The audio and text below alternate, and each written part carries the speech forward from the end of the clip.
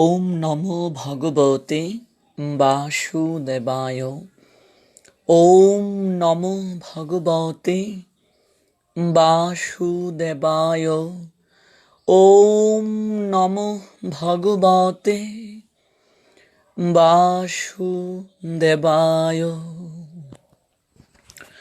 সংসার দাবানল সন্তপ্ত লোক সকলের পরিত্রাণের জন্য যে কারুণ্য বাড়িবাহ তরলত্ব প্রাপ্ত হয়ে কৃপা বাড়ি বর্ষণ করেন, আমি সেই কল্যাণ গুণনিধি আভার পাঞ্জেরি পরম দয়াল শ্রী গুরুদেব। অস্মদীয় শ্রী গুরুদেব ওম বিষ্ণুপাদ ভক্তি প্রপন্ন যতি গোস্বামী গুরু মহারাজের শ্রীচরণে পূর্ণভাবে আশ্রয় গ্রহণ করি। নমোয়ম বিষ্ণুপাদায় রাধাপ্রেষ্টায় ভূতলে শ্রীমতে ভক্তি প্রপন্ন যতি স্বামিতি নামিনে। নমো আচার্য পাদায় দৈন্যভূষণ মুকুটমনে গুরু করুণামূর্তয়ে ক্ষমাদর্য শিরোমণে। কৃষ্ণায় বাসুদেবায় হরহে পরমাত্মনে প্রণত ক্লেশনাশায় শ্রী গোবিন্দায় নমো নমঃ। তপ্ত কাঞ্চন গৌরাঙ্গী রাধে বৃন্দাবনেশ্বরী বৃষভানু সুতে দেবী প্রণমামি হরি প্রিয়ে। শ্রীরূপ শ্রী সনাতন ভট্ট রঘুনাথ, শ্রীজীব গোপাল ভট্ট দাস রঘুনাথ, এই ছয় গোসাইর করি চরণ বন্দন, যাহা হতে বিঘ্ন নাশ অবিষ্ট পূরণ। জয় জয় শ্রী কৃষ্ণ চৈতন্য দয়াল প্রভু নিত্যানন্দ, শ্রী অদ্বৈত গদাধর শ্রীবাসাদি শ্রী গৌর ভক্তবৃন্দ। হরে কৃষ্ণ কৃষ্ণ কৃষ্ণ হরে হরে, হরে রাম রাম রাম হরে হরে। হরে কৃষ্ণ কৃষ্ণ কৃষ্ণ হরে হরে, হরে রাম রাম রাম হরে হরে।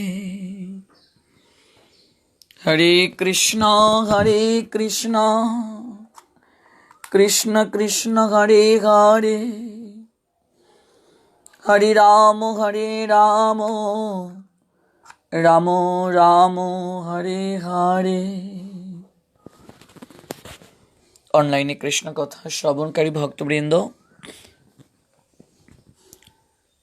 এই মুহূর্তে যারা দেশ এবং দেশের বাহির থেকে কৃষ্ণ কথা আলাপন পরিবারে যুক্ত হয়েছেন, আপনাদের প্রত্যেকের রাতুল রাঙ্গাচরণে আমি অবাজন বৈষ্ণব জ্ঞানে দণ্ডবোধ প্রণাম নিবেদন করছি। ভক্তবৃন্দ, আমি আন্তরিকভাবে দুঃখিত এবং ক্ষমা প্রার্থী। নির্ধারিত সময়ে অনুষ্ঠানটি শুরু করতে পারিনি। 8:30 আসার কথা, নির্ধারিত সময়ে যুক্ত হতে না পারার কারণে আমি আন্তরিক দুঃখিত। সকালবেলা একটু বিশেষ কাজের কারণে নির্ধারিত সময়ে যুক্ত হতে পারিনি। এরপরও আমি ভাবলাম এখন যেহেতু ফ্রি হয়েছি, কাজেই শ্লোকের আঙ্গিকে যে আস্বাদন, সেটা থেকে বঞ্চিত হওয়া এবং ভক্তবৃন্দদেরকে করা সমীচীন নয়। আমি নিজেও বঞ্চিত হব যদি আপনাদের সঙ্গে যুক্ত হতে না পারি। সেই দিক থেকে যদিও একটু দেরি হয়েছে, তথাপি যুক্ত হয়েছি। প্রত্যেককে সুস্বাগতম আজকের এপিসোডে। শ্রীমদ্ ভগবত গীতা প্রথম অধ্যায় অর্জুন বিষাদ যোগ, শ্লোক সংখ্যা 37, 38, 39। 3টি শ্লোকের আঙ্গিকে আজকে আস্বাদন। তো চলুন, যাদের সামনে গীতা আছে কিংবা যাদের সামনে এই মুহূর্তে গীতা নেই, কেবল শ্রবণ করুন 37 নং শ্লোকটির ইয়াদি অপি এতে ন পশ্যন্তি লুভ উপহত চেতস কুলক্ষয় কৃতম দোষম মিত্রদ্রুহে চ পাতকম। যদি, সংস্কৃতে অন্তস্থজর উচ্চারণ ওয়াই এবং অন্তস্থার মাঝামাঝি, এটা সংস্কৃতে ইয়াদি। তো যদি, অপি, অপি অর্থ কি? এমন কি। এতে, এতে অর্থ হচ্ছে এরা। ন পশ্যন্তি, পশ্যন্তি অর্থ হচ্ছে দেখছে। ন পশ্যন্তি, ন পশ্যন্তি, পশ্যন্তি অর্থ দেখছে। পশ্যন্তি, ন পশ্যন্তি। উপহত, উপহত অর্থ হচ্ছে অভিভূত। চেতস, চেতস অর্থ হচ্ছে চিত্ত। চেতস, চেতস অর্থটা কি? চেতস অর্থটা হচ্ছে চিত্ত। চিত্ত মানে কি? চিত্ত মানে হচ্ছে হৃদয়। তো তারপর দেখুন কুলক্ষয়, কুলক্ষয় অর্থ হচ্ছে বংশনাশ। কৃতম, কৃতম শব্দটির অর্থ হচ্ছে জানিত। দোষম, দোষ। মিত্রদ্রোহে, মিত্রের প্রতি শত্রুতা। চ পাতকম, পাতকম অর্থ হচ্ছে পাপ। ইয়াদিওপি এতে ন পশ্যন্তি লুভ উপহত চেতসঃ কুলক্ষয় কৃতম দোষম মিত্রদ্রোহে চ পাতকম। এরপর শ্লোকটি 38। কথম ন জ্ঞায়ম অস্মাবি পাপাত অস্মাৎ নিবর্তিতুম কুলক্ষয় কৃতম দোষম প্রপৌষদ্বি জনার্দন। কতম, কতম অর্থ কেন। ন জ্ঞায়ম, জ্ঞায়ম অর্থ জানবে। অস্মাবি আমাদের দ্বারা। পাপাত পাপ থেকে। অস্মাৎ এই। নিবর্তিতুম নিবৃত্ত হতে। কুলক্ষয় বংশনাশ। কৃতম অর্থ হচ্ছে জনিত। দোষম অপরাধ। প্রপৌষদ্বি অর্থ হচ্ছে দর্শনকারী। জনার্দন ভগবান কৃষ্ণের একটি নাম। হে কৃষ্ণ। তো এই যে দুটি শ্লোক, দুটি শ্লোকের শব্দের অর্থ জানলাম। এর পরের যে শ্লোক 39 দেখুন। কুলক্ষয়ে প্রাণশন্তি কুলধর্মা সনাতনাঃ ধর্মে নষ্টে কুলম কৃষ্ণম অধর্ম অবিভবতি উত। কুলক্ষয়ে অর্থাৎ বংশ নাশ হলে। প্রণশন্তি বিনষ্ট হয়। কুলধর্মা অর্থাৎ কুল ধর্ম। সনাতনাহ চিরাচরিত, সনাতন অর্থাৎ চিরন্তন। ধর্মে ধর্ম। নষ্টে নষ্ট হলে। কুলম অর্থাৎ বংশকে। কৃষ্ণম সমগ্রম। অধর্ম অধর্ম। অবিভবতি অভিভূত হয়ে করে। উত অর্থ বলা। তো 3টি শ্লোকের শব্দ অর্থ জানলাম। এই শব্দগুলোর অর্থ যেহেতু আমরা অবগত হয়েছি, তাহলে অনুবাদ কি দাঁড়ায়? প্রথম দুটি এবং এরপর 39 নং শ্লোক সব মিলে 3টি শ্লোকের দেখুন। আবার উচ্চারণ করি।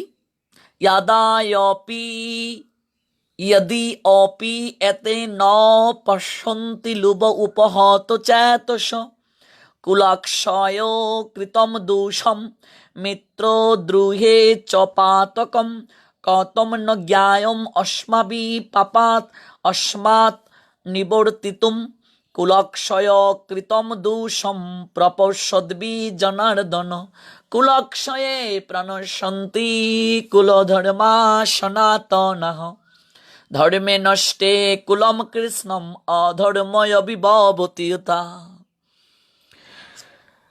অর্জুন বলছেন, এই তিনটা শ্লোক অর্জুনের, অর্জুন উবাচ, ভগবানকে বলছেন হে জনার্দন, ভগবানকে এখানে জনার্দন নামে তিনি সম্বোধন করেছেন। হে জনার্দন, যদিও এরা রাজ্যলোভে অভিভূত হয়ে কুল ক্ষয় জনিত দোষ ও মিত্রদ্রোহ নিমিত্ত পাপ লক্ষ্য করছে না, কিন্তু আমরা কুলক্ষয় জনিত দোষ লক্ষ্য করেও এই পাপ কর্মে কেন প্রবৃত্ত হব? কুল যদি ক্ষয় হয়ে যায় তাহলে সনাতন কুলধর্ম বিনষ্ট হয়, আর তাহলে সমগ্র বংশ অধর্মে অভিভূত হয়। এটা অর্জুন ভগবানকে বলছেন। যদিও তারা লোভের বশবর্তী হয়ে, বিবেক বিবেচনা লুপ্ত হয়ে, বিবেক বিবেচনা তারা লুপ্ত হয়ে কুল নাশের দোষ দর্শন করছে না, তো জনার্দন কুল নাশ যদি হয়ে যায় তাহলে তো সম্যক রূপে কুলধর্মটাও নষ্ট হবে, সমগ্র বংশে অধর্মে ছেয়ে যাবে।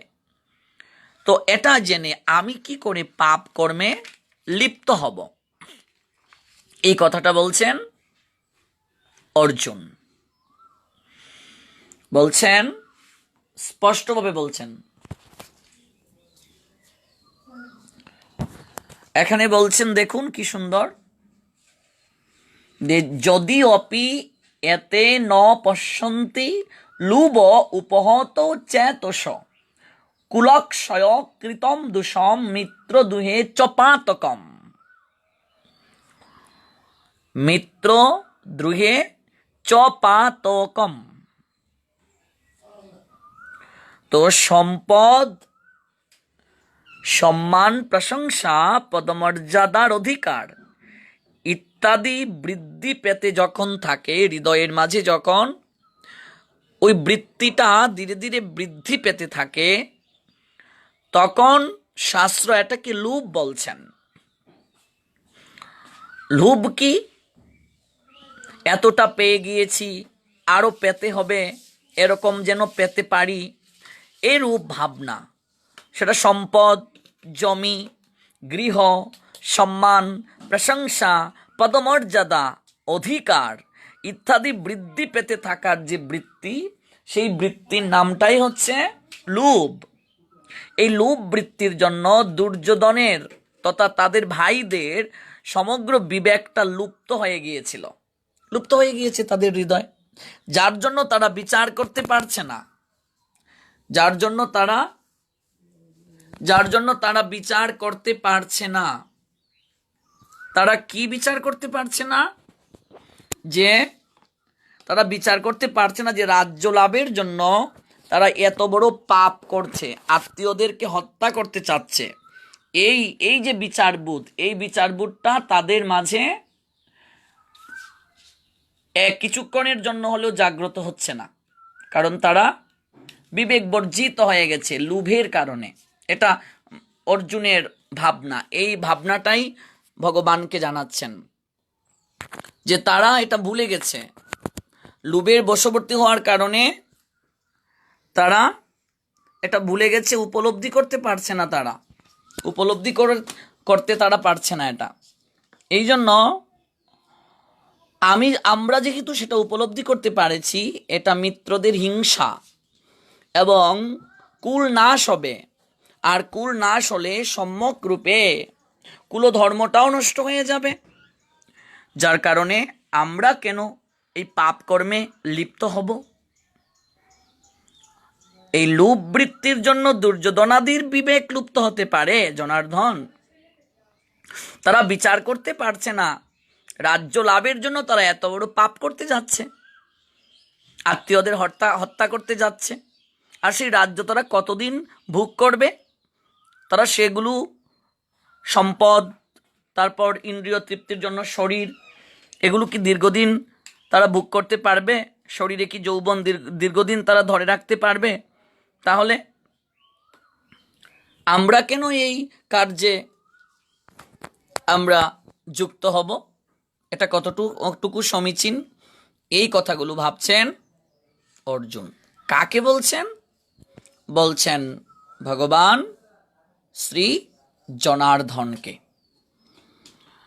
আত্মীয়দের হত্যা করতে যাচ্ছেন, সেই রাজ্য তারা কতদিন ভোগ করবেন এবং তারা সেগুলোর সঙ্গে কতদিন থাকবে? আমাদের জীবিত অবস্থায় যদি এই রাজ্য নাশ হয় তাহলে কি দশা হবে? এবং রাজ্য থাকতে যদি মৃত্যু হয় তাহলেও বা কি দশা হবে? কারণ মানুষ পারস্পরিক সংযোগে যতটা সুখ আনন্দ পায়, তাদের বিয়োগে ততটাই তারা দুঃখ পায়।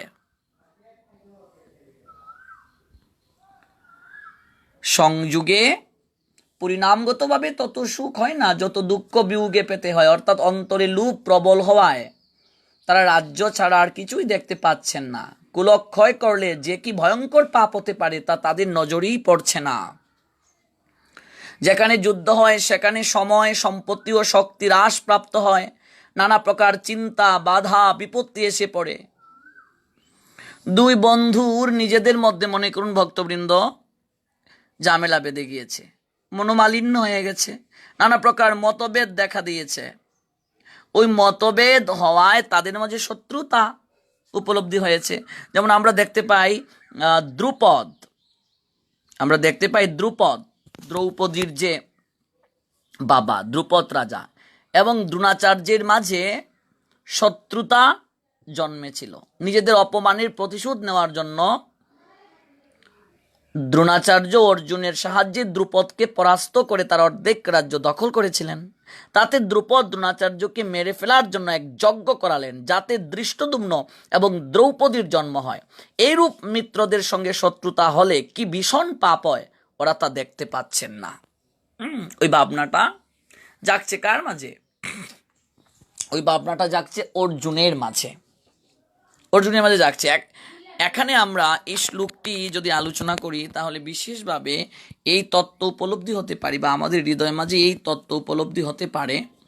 সেটি হচ্ছে যে আমাদের যে বস্তুর অভাব, সেগুলো ছাড়াই আমাদের কার্য সম্পন্ন হচ্ছে।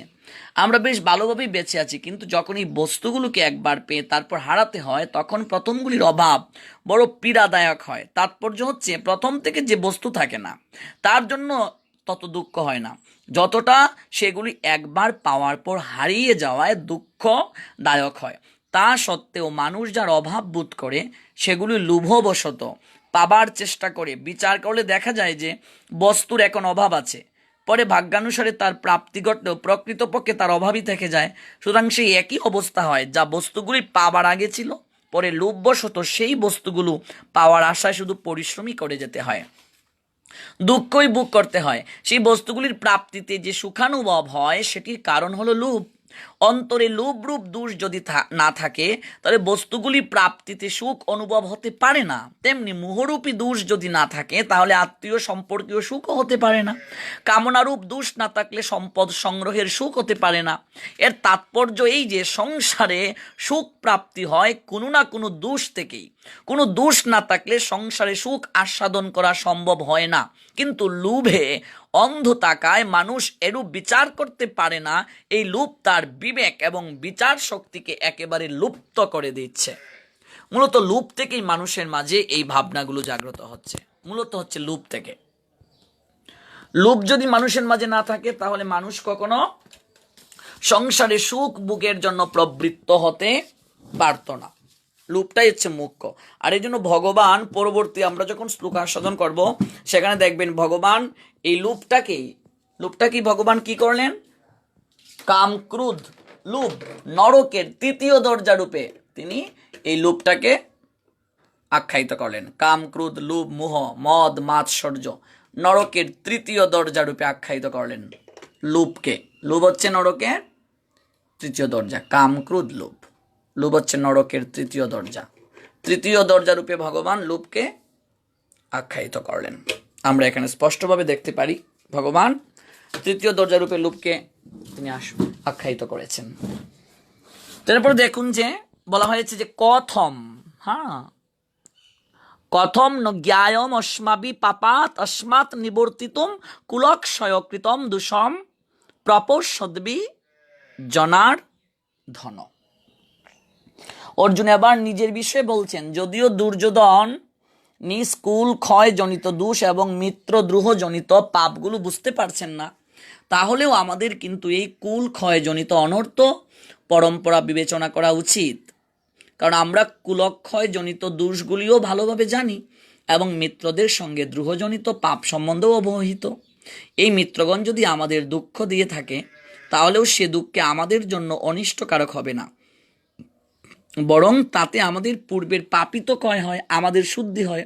কিন্তু মনে যদি শত্রুতা হিংসা আসে, তবে তা মৃত্যুর পরেও আমাদের সঙ্গ ছাড়বে না, মৃত্যুর পরেও আমাদের সঙ্গ ছাড়বে না। জন্ম জন্মান্তর ধরে আমাদের পাপ কর্মে প্ররোচিত করবে এবং আমাদের ক্রমশ পতন হবে। এইরূপ অনর্থকারী এবং মিত্রদ্রোহ উৎপন্নকারী যুদ্ধরূপী পাপতে বাঁচার চিন্তা করা কি উচিত নয় জনার্দন? অর্থাৎ বিচারপূর্বক আমাদের এই পাপতে অবশ্যই দূরে থাকা উচিত। আমরা দেখতে পাই ভক্তবৃন্দ, গভীরভাবে যদি মনোযোগ দেই, এখানে অর্জুনের দৃষ্টি দুর্যোধনের লোভের দিকে ছিল ঠিকই, কিন্তু তিনি নিজেও তো কৌটুম্বিক স্নেহে বা মুহে আচ্ছন্ন হয়ে এইরূপ কথা বলছিলেন। সেই দিকে তার দৃষ্টি নেই, কারণ তিনি তার নিজের কর্তব্য বুঝতে পারছিলেন না। আসলে নিয়ম হচ্ছে, মানুষ যখন অপরের দোষের দিকে তাকায় তখন নিজের দোষগুলো সে দেখতে পায় না। এটা একদম স্পষ্ট কথা। দেখবেন আমরা অপরের শুধু ছিদ্র অন্বেষণ করি, যে অমুক এই করছে, অমুকের মাঝে এই দোষ রয়েছে, হ্যাঁ অমুক এই খারাপ কার্য করেছে, কিন্তু কখনো কি ভাবি যে অমুক খারাপ আচরণ করছে, আমার মাঝে কি খারাপ আচরণ নেই?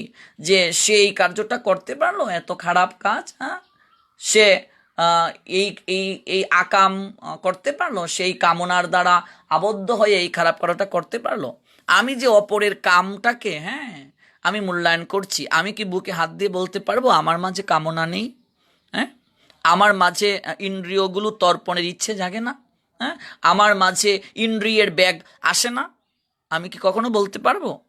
যদি কেউ বলে যে আসে না, সে মিথ্যেবাদী, সে পৌরুষত্বহীন। নিশ্চয়ই আমার মাঝেও সেই কামনা রয়েছে। তাহলে মানুষ যখন অপরের দোষ দর্শন করে, তো তার যে দোষ আছে এগুলোর প্রতি তার দৃষ্টি থাকে না। অর্জুন তিনিও তো মোহাচ্ছন্ন হয়েছেন, কারণ তিনি যদি মোহাচ্ছন্ন না হতেন, কুটুম্বিক স্নেহে তিনি যদি পর্যবসিত না হতেন, তাহলে তার মাঝে এই চেতনাগুলো কখনো আসতো না। তাহলে তিনি দুর্যোধনের মাঝে এই দোষগুলো দর্শন করছেন, কিন্তু নিজের মাঝে তো দোষ আছে এটা তিনি দর্শন করছেন না। এটা হচ্ছে নিয়ম। মানুষ যখন অপরের দোষের দিকে তাকায় তখন নিজের দোষগুলো সে দেখতে পায় না, বরং তার অহংকার হয় এই ভেবে ওর মধ্যে তো এই দোষ রয়েছে কিন্তু আমার এই দোষ নেই। এরূপ অবস্থায় সে ভাবতেও পারে না যদি অপরের কোনো একটি দোষ থাকে তবে তার নিজের মধ্যেও কোনো না কোনো দোষ থাকতে পারে। যদি নিজের কোনো দোষ নাও থাকে তবুও অপরের দোষ দেখাটা উচিত নয়। এটাও তো একটা দোষ, অপরের দোষ দেখাও একটা দোষ। অপরের যে দোষ দেখে বুঝতে হবে তার মাঝে ভজন কম। অপরের দোষে যে সর্বদা দৃষ্টিকে নিবদ্ধ রাখে বুঝতে হবে সে ভজন জগতে একেবারে কনিষ্ঠ। অপরের দোষ দেখাও একটা দোষ, অন্যের দোষ দেখা এবং নিজের ভালোত্বের জন্য অহংকার করা, এই দুটি দোষ একসঙ্গে অবস্থান করে। অর্জুনও দুর্যোধনের মধ্যে দোষ দেখেছিলেন এবং নিজেদের ভালোত্বের অহংকার বোধ করেছিলেন, আর সেই জন্য তিনি মোহরূপী দোষ দেখতে পাননি। ভক্তবৃন্দ, অতীব দুঃখের কথা, মাত্র 5% চার্জ আছে, আর কারেন্টও নেই, পাওয়ার ব্যাংকেও চার্জ নেই। আমি তো ভাবিনি লাইফটি হয়তো যে কোনো মুহূর্তে বিচ্ছিন্ন হয়ে যেতে পারে। 5% চার্জে যতটুকু সময় আলোচনা করা যায় ততটুকু সময়ই আমরা শুনব। যে কোনো মুহূর্তে লাইফটি বিচ্ছিন্ন হয়ে যেতে পারে, যার কারণে আমি আগ থেকেই আপনাদের বলে রাখছি, নতুবা আপনারা কষ্ট পাবেন। পরে দেখুন যে বলছেন যে এখানে অর্জুন বলছেন কুল যদি ক্ষয় হয় তাহলে সনাতন কুলধর্ম বিনষ্ট হবে, তাহলে সমগ্র বংশে অধর্মে ছেয়ে যাবে। তো যুদ্ধ যখন হয় তখন কুল মানে হচ্ছে বংশ হ্রাস হয়। যখন থেকে এই কুল শুরু হয়েছে তখন থেকে কুল ও ধর্মের পবিত্র কর্মের পরম্পরা, পবিত্র রীতিনীতি, মর্যাদা ইত্যাদিও পরম্পরাক্রমে চলে আসছে। কিন্তু যখন কুল ক্ষয় হয় তখন সর্বদা কুলের সঙ্গে যে ধর্ম থাকে তা নষ্ট হয়ে যায়, অর্থাৎ জন্মগ্রহণের সময়, উপনয়নের সময়, বিবাহের সময়, মৃত্যুর সময় এবং মৃত্যুর পর যে সমস্ত আচার আচরণ পালন করা হয়, যেগুলো জীবিত এবং মৃত মানুষদের জন্য ইহলোক এবং পরলোকে কল্যাণকারক, সেগুলি সব নষ্ট হয়ে যায়। কারণ কুলই যখন নষ্ট হয় তখন কুলকে আশ্রয় করে থাকে যে ধর্ম, তা কারো আশ্রয়ে টিকে থাকবে। একবার ভেবে দেখুন ভক্তবৃন্দ, যখন কুলের পবিত্র মর্যাদা, পবিত্র আচরণ নষ্ট হয়, তখন ধর্ম পালন না করা এবং ধর্মের বিপরীত কাজ করা, অর্থাৎ যা করণীয় তা না করা এবং যা অনুচিত তা করা, এরূপ অধর্ম সমস্ত কুলকে গ্রাস করে, অর্থাৎ সমস্ত কুলে অধর্ম ভরে যায়। তো এখানে একটা প্রশ্ন আসতে পারে ভক্তবৃন্দ, কুল নষ্ট হয়ে যাবে, কুল বলে যখন আর কিছুই থাকবে না, অধর্ম তখন কাকে গ্রাস করবে? এর উত্তর হচ্ছে, যুদ্ধ করার উপযুক্ত পুরুষগণ তো যুদ্ধেই নিহত হন, কিন্তু যারা যুদ্ধ করার উপযুক্ত নয়, এইরূপ বালক এবং নারীগণ বেঁচে থাকে, তাদের অধর্ম গ্রাস করবে। কারণ যুদ্ধে যখন শস্ত্র ব্যবহারকারী, শাস্ত্রজ্ঞ ব্যবহারিতে পটু ব্যক্তিগণ নিহত হবেন, তখন অবশিষ্ট জীবিত ব্যক্তিগণকে সুশাসন করার কিংবা সুশিক্ষা দেবার তো কেউ থাকবে না।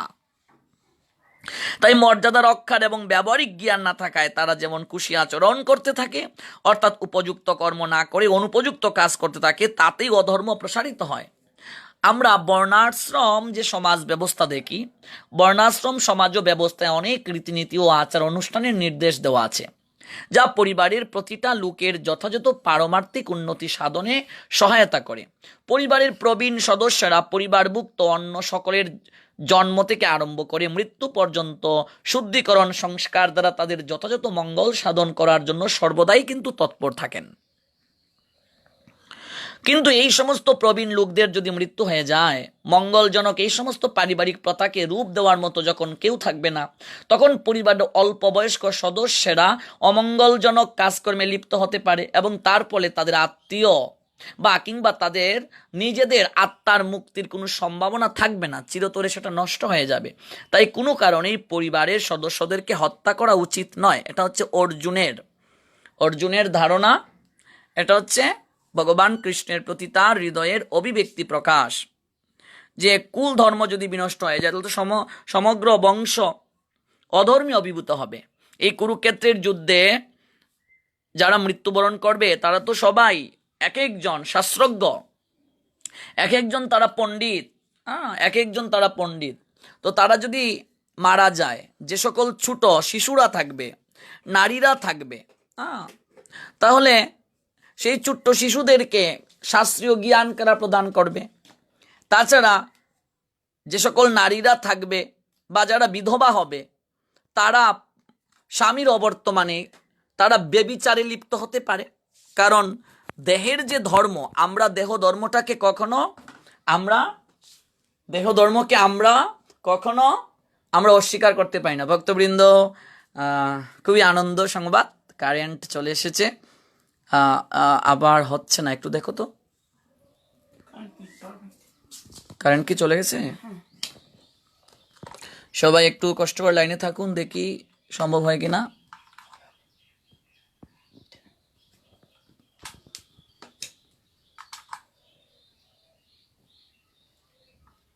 হরি বল। হ্যাঁ, অসংখ্য ধন্যবাদ এবং কৃতজ্ঞতা জ্ঞাপন করছি ভগবান শ্রী গোবিন্দকে। আসলে প্রভু হয়তো চাচ্ছেন না যে এত সুন্দর একটা আলোচনা, সেই আলোচনাটা যেন বিচ্ছিন্ন হয়ে যাক। বাহ, খুব ভালো লাগছে আমার। আমি কখনো ভাবিনি একেবারে 3% এসে চার্জ দিতে পারবো। বাহ, খুব ভালো। যদিও চার্জে লাগিয়েই আমি কথা বলছি, যদিও এটা অনেকটাই রিস্ক, এরপরও আলোচনার যে লুপ, এই লুপ থেকে কখনো নিজেকে বঞ্চিত করাটা আমার পক্ষে সম্ভব নয়। কাজেই আমরা আলোচনা করতে পারবো, পুরো এপিসোডটাই আমাদের পক্ষে করা সম্ভব। এখন চার্জ দেওয়া সম্ভব হয়েছে। আসলে ভগবান সবসময়ই কৃপা করেন, তিনি কৃপার সাগর। 3% এসে এখন চার্জ দেওয়া সম্ভব হয়েছে, কারেন্টও আমরা পেয়েছি। হরিবল। তো যে প্রসঙ্গে ছিলাম সেটা হচ্ছে যে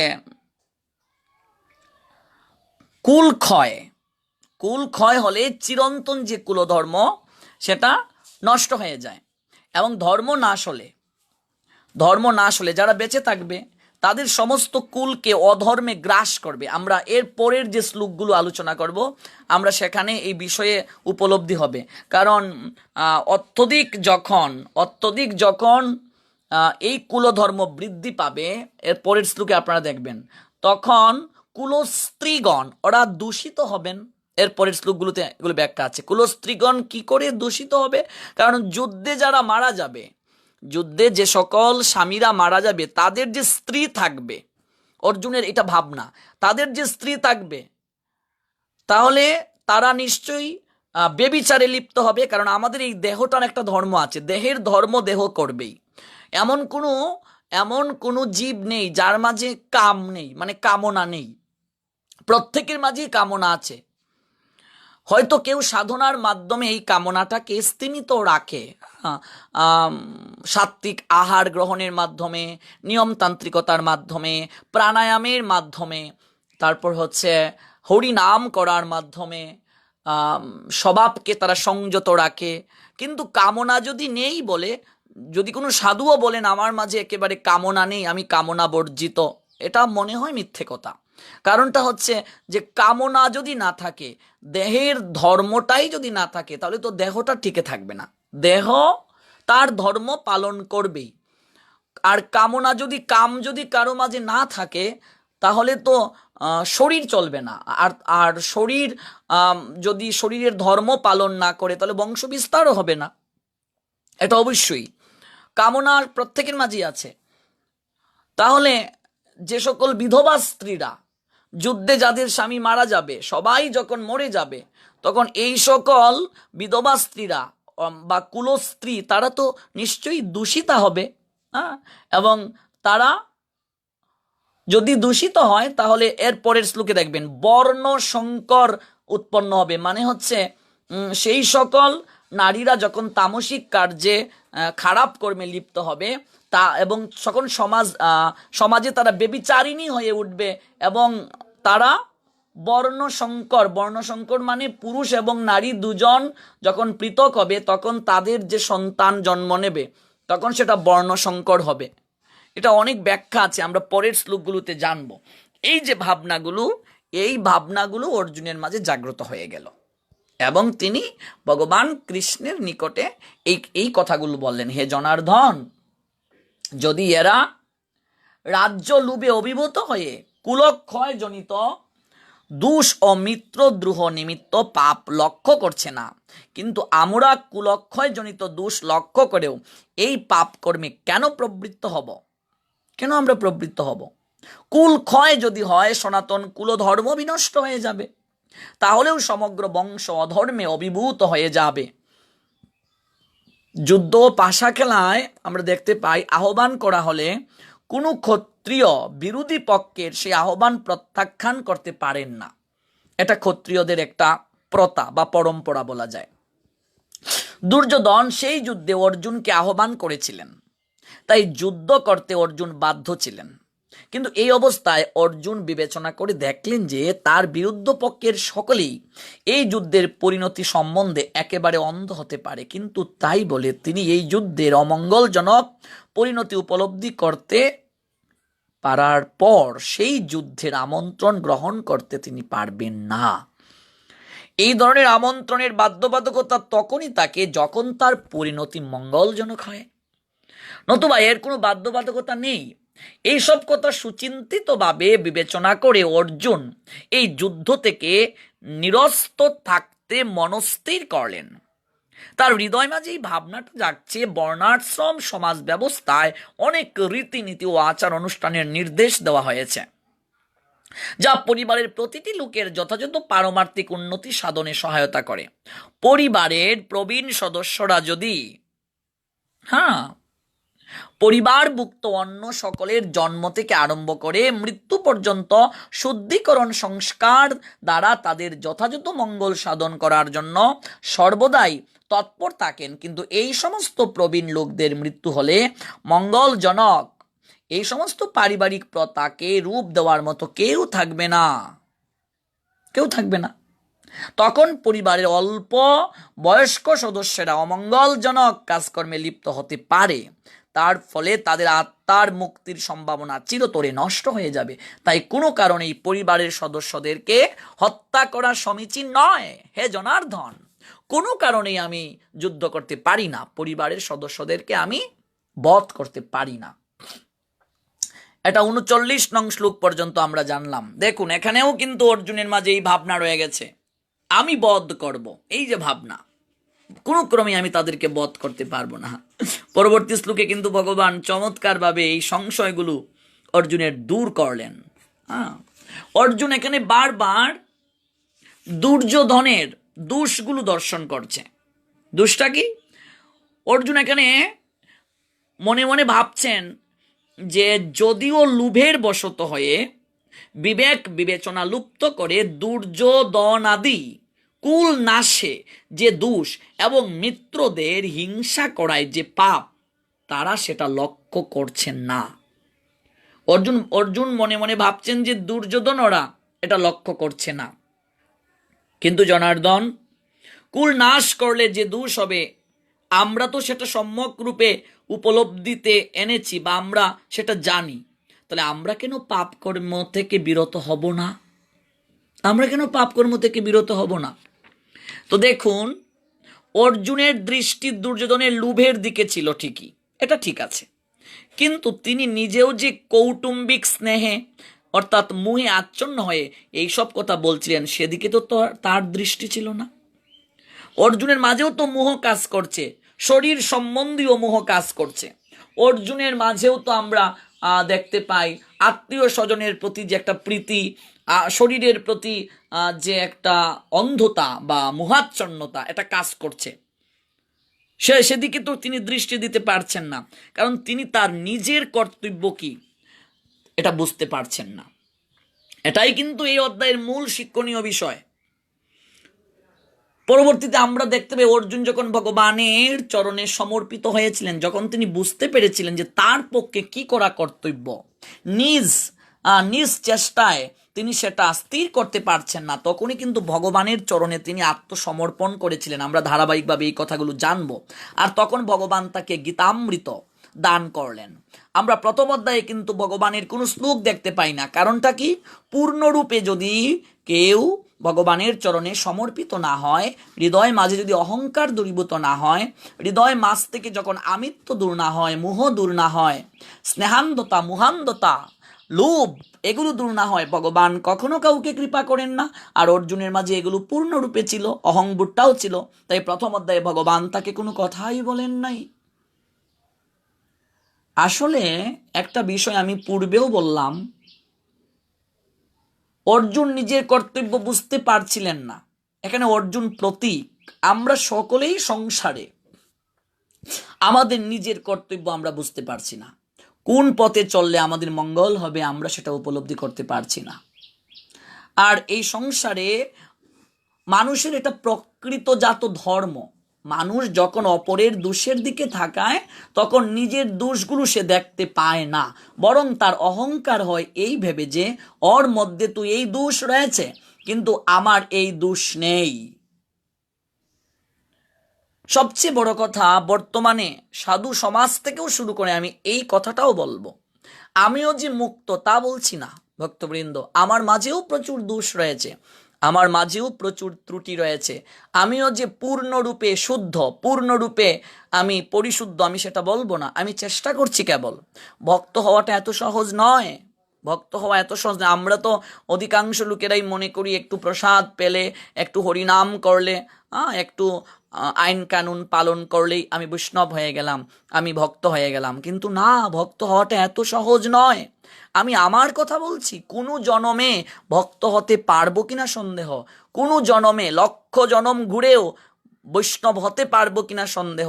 আমি কেবল চেষ্টা করছি, আমি কেবল বৈষ্ণব হওয়ার অভ্যাস করছি, কৃষ্ণ ভক্ত হওয়ার জন্য চেষ্টা করছি, কৃষ্ণ ভক্ত হওয়ার জন্য অভ্যাস করছি। অভ্যাসের কোনো বিকল্প নেই। কারণ ভগবান নিজেই বলেছেন অর্জুনের প্রশ্নের উত্তরে, এই জন্মে যদি কেউ শেষ করতে না পারে পরবর্তী জন্মে সে আবার সুযোগ পাবে। হয়তো পূর্ব জন্মে কিছু অভ্যাস করে এসেছিলাম, সেখানে শেষ হয় নাই, যার কারণে এই জন্মে একেবারে ছোট বয়স থেকে আমি শুরু করতে পেরেছি। এই জন্মেও যদি শেষ করতে না পারি, একটু এগিয়ে থাকব, আর পরবর্তী জন্মে হয়তো ভগবান আবার সুযোগ দেবেন।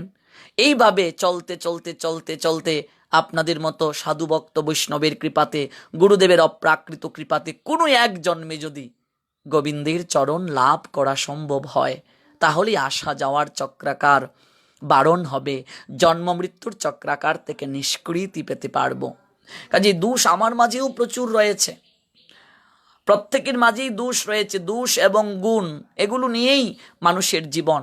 চেষ্টা করতে হবে ভক্তবৃন্দ, দোষটাকে দর্শন না করে আমরা যেন মানুষের গুণটাকে দর্শন করি। দোষ যদি কেউ দর্শন করে, তাহলে তার হৃদয় মাঝে প্রীতি চলে যায়, ভালোবাসা চলে যায়। আমরা কেবল অধিকাংশ মানুষেরাই দোষ দর্শন করি, নেগেটিভটা প্রথমে আমাদের চোখে পড়ে, কিন্তু পজিটিভ আমরা দেখতে পারি না। এটা সবচেয়ে সবচেয়ে এটা আমাদের বড় সমস্যা। এই জন্য দেখবেন মাছি সর্বদা ক্ষত স্থানটা দেখে, ক্ষত স্থান। আর মৌমাছি কি করে? মধু যেখানে আছে সেই জায়গায় যায়, সেই জায়গায় গিয়ে বসে। সাধককে, ভক্তকে মৌমাছির ন্যায় হতে হবে। যে জায়গায় ভালো গুণটা আছে, ভালো জিনিসটা আছে, সেই জায়গায় গিয়ে ভালো গুণটাকে গ্রহণ করতে হবে, ভালো জিনিসটাকে গ্রহণ করতে হবে। আর বর্তমানে আমরা অনেকটা দল কানা হয়ে যাচ্ছি। এটা হরে কৃষ্ণের দল, এটা জয় রাধের দল, এটা জয় নিতাইয়ের দল, এটা জয় গুরুর দল। এই যে দলাদলি ঠেলাঠেলি, এগুলোতে আমরা এতটাই পরিপূর্ণ হয়ে গেছি, আমরা নিজের দলে ভেড়ানোর জন্য, নিজের দলে মিশানোর জন্য আমরা এতটাই মশগুল হয়ে গেছি, আমাদের প্রকৃত যে সত্তা, এই সত্তা থেকে আমরা সরে গেছি। আমি যে সনাতনী, আমি সনাতনী, এই যে আমার সত্তা, এই আমি সনাতনী, এটা আমার প্রথম পরিচয়। আপনি যে মতে থাকুন, যে পথে থাকুন, এটা পরের কথা। প্রথম আমার পরিচয় আমি সনাতনী, আমি হিন্দু, এটা আমার পরিচয়। যতদিন যাবৎ হিন্দুরা এই তত্ত্ব উপলব্ধি করতে পারবে না যে আমি সনাতনী, আমি অমৃতস্য সন্তান, আমি অমৃতের সন্তান, এই ভাবটা যতদিন যাবৎ হিন্দুদের মাঝে জাগবে না, ততদিন যাবৎ হিন্দুদের এই কঠিন পরিণতি থেকে তারা উদ্ধার পাবে না। সারা বাংলায় ঘুরে আমার যে অভিজ্ঞতাটা হলো আপনাদের নিকটে আমি সেটা শেয়ার করছি। অধিকাংশ লোককে আমি দেখেছি ভক্তবৃন্দ, যারা নিজেদেরকে সনাতনী পরিচয় দিতে লজ্জাবোধ করে, হিন্দু পরিচয় দিতে লজ্জাবোধ করে, নিজের সংস্কৃতি পালন করতে লজ্জাবোধ করে। আমি কত অনুষ্ঠানে দেখেছি, আমি ধিক্কার দেই সেই সকল ব্যক্তিদেরকে। মুসলমানেরা যখন কেউ মারা গিয়েছে দোয়া করছে, ওরা এইভাবে দুটি হাত তুলে ফরিয়াদ আল্লাহ পাকের কাছে করছে, প্রেয়ার করছে। আরে তুই যে সনাতনী, তুইও যে তাদের সঙ্গে দাঁড়িয়েছিস, তুই তাদের মতো এইভাবে দুটি হাত কেন তুলবে? তুই সনাতনী, তোর সংস্কৃতি কি দুটো হাত জোড় করে ভগবানের কাছে প্রার্থনা করা? আমি অবাক হয়ে যাই। তুই সনাতনী, তুই কেন তোর সংস্কৃতি থেকে সরে গিয়ে ওদের মতো হাত তুলবে? তুই সনাতনী, তোর সংস্কৃতি কি? আমি বহু জায়গায় এরকম দেখেছি, নিজের সংস্কৃতি পালন করতে আমরা লজ্জাবোধ করি। ভক্তবৃন্দ, আমি যদি আমার সনাতন সংস্কৃতিকে সম্মান না দেই, তাহলে অপর যারা আছে, অপর ধর্মের যারা আছে, ওরা কি আমার সংস্কৃতিকে সম্মান দেবে? আমি যদি আমার সংস্কৃতিকে সম্মান না দেই, তাহলে কি অপর যারা, ওরা আমার সংস্কৃতিকে সম্মান দেবে? কখনো সম্মান দেবে না। এই জন্য এটা আমাদের সর্বদা আমাদের চেষ্টায় রত থাকা উচিত। আমাদের প্রত্যেকের এই ভাবনাটায় আমাদের ভাবিত হওয়া উচিত, আমি সনাতনী, আমি ধুতি পরে কোনো জায়গায় যাব, এটা আমার লজ্জা কেন হবে? আমি ধুতি পরে কোনো জায়গায় যাব, এটা আমার জন্য লজ্জা কেন হবে? আমি ধুতি পরে কোনো জায়গায় যাব, এটা তো আমার লজ্জার বিষয় নয়, বরং এটা গর্বিত হওয়া উচিত আমার। এটা গর্বের বিষয়, এটা গর্বের বিষয় যে আমি সনাতনী, এটা আমার সংস্কৃতি। আর আমার সংস্কৃতিকে যদি আমি রক্ষা না করি, আমার সংস্কৃতি যদি আমি পালন না করি, তাহলে অপরজন সেখানে তো নাক গলাবেই, আমরা তো তৃতীয় পক্ষকে নিজেরাই সুযোগ করে দিচ্ছি। এটাই আমাদের সবচেয়ে বড় দোষ, এটা আমাদের সবচেয়ে বড় সমস্যা। আর নিজেরাই নিজেদেরকে আমরা ঢিল ছুড়ি। হিন্দুদের সবচেয়ে বড় সমস্যাটা হচ্ছে, আমরা নিজেরাই নিজেদেরকে আমরা ঢিল মারি। আমরা নিজেরাই নিজেদের শত্রু। যতদিন যাবৎ হিন্দুত্ববাদ থাকবে না, যতদিন যাবৎ হৃদয় মাঝে সনাতন তত্ত্ববোধটা থাকবে না, ততদিন যাবৎ হিন্দুদের কঠিন পরিণতি থেকে বের হওয়া সম্ভব নয়। আজকে একতা নাই হিন্দুদের মাঝে, ইঁদুরের মতো পালাচ্ছে, দেখবেন ইঁদুরের মতো পালাচ্ছে। আরে পালালেই কি কখনো নিজের অস্তিত্ব রক্ষা করা যাবে? ইঁদুরের মতো পালাতে শিখছি আমরা, সিংহের মতো গর্জন করতে ভুলে যাচ্ছি। আমি সব সময় যুব সমাজকে এই কথাগুলো বলি। একবার ভাবুন, 100টা সনাতনী হিন্দুর মুখ থেকে যদি একটু করে শব্দ বের হয়, তাহলে কম্পন সৃষ্টি হবে, কম্পন। আওয়াজ করতে আজ হিন্দুরা ভুলে গেছে। সনাতন সমাজে একটা আওয়াজ প্রয়োজন, একটা আওয়াজ। আর এই আওয়াজ করানোর জন্য অনুপ্রেরণা হিন্দুদের হৃদয় মাঝে জাগ্রত করে দেওয়ার লোকের বড় অভাব সমাজে। একটা আওয়াজ প্রয়োজন সনাতন সমাজে। আর কেউ যদি ভালো কাজ যদি কেউ করতে যায়, সেখানেও আমরা ছিদ্র খুঁজি। এটা স্বভাব আমাদের। মাছির মতো ক্ষতস্থান আমরা খোঁজার চেষ্টা করি, কিন্তু এই ধারণা হৃদয় মাঝে জাগ্রত করি না, সে তো একটা করছে ভালো কাজ, আমি পারছি না, আমি তার স্বজাতি হিসেবে, আমি তার স্বব্রাতা হিসেবে আমার দায়িত্ব তাকে অনুপ্রেরণা দেওয়া, আমার দায়িত্ব তাকে অনুপ্রেরণা দিয়ে সামনের দিকে এগিয়ে যাওয়া। এটা আমার স্বজাতির অস্তিত্বের প্রশ্ন, এখানে আমাদের নেই। আমরা নিজেরা মারামারি করে আমরা তৃতীয় পক্ষকে সেই জায়গায় অংশগ্রহণের সুযোগ করে দিই। সব জায়গায় দেখবে, গ্রামে গঞ্জে নিজেরা মারামারি করবে, নিজেরা সমাধান করতে পারে না, তৃতীয় পক্ষকে আনবে, এনে সমাধান করার চেষ্টা করবে। এই যে হিন্দুদের এহেন কাপুরুষ মনোভাব, এই কাপুরুষ মনোভাব হিন্দুদের হৃদয় থেকে দূরীভূত করার জন্য জাগ্রত হতে হবে, সচেতন হতে হবে। এই জন্য যুব সমাজ যদি জেগে ওঠে, যুব সমাজ ওঠো, জাগো, আর ঘুমিও না। আমরা যদি জেগে উঠি, আমাদের পরবর্তী প্রজন্ম ওরা জেগে উঠবে।